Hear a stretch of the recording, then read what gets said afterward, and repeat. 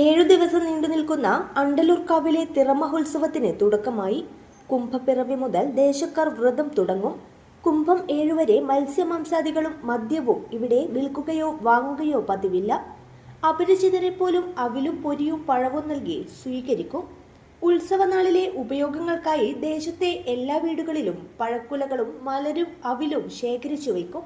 ഒരു ഉത്സവത്തിന്റെ ഭാഗമായി പഞ്ചായത്താകെ ശുചീകരണ പ്രവൃത്തി നടത്തുന്നത് ഇവിടെ മാത്രമാണ്. അതിരാളവും മക്കളും ഇളങ്കരുവൻ, പൂതാടി, നാഗകണ്ഠൻ, നാഗഭഗവതി, ചേക്കോൻ, വേട്ടക്കുരുമകൻ, ബപ്പൂരൻ തുടങ്ങിയ തെയ്യങ്ങൾ കെട്ടിയാടും.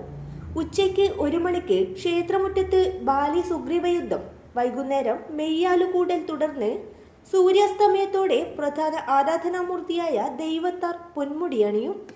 സഹചാരികളായ അങ്കക്കാരൻ, ബപ്പൂരൻ എന്നിവയും തിരുമുടിയണിയും. രാത്രി താഴേക്കാവിലേക്ക് എഴുന്നള്ളത്ത്. താഴേക്കാവിൽ രാമായണത്തിലെ വിവിധ സന്ദർഭങ്ങളെ ആസ്പദമാക്കിയുള്ള തെയ്യാട്ടങ്ങൾ നടക്കും. ഫെബ്രുവരി 19 വരെ തെയ്യാട്ടങ്ങൾ തുടരും. News bureau, Kannur.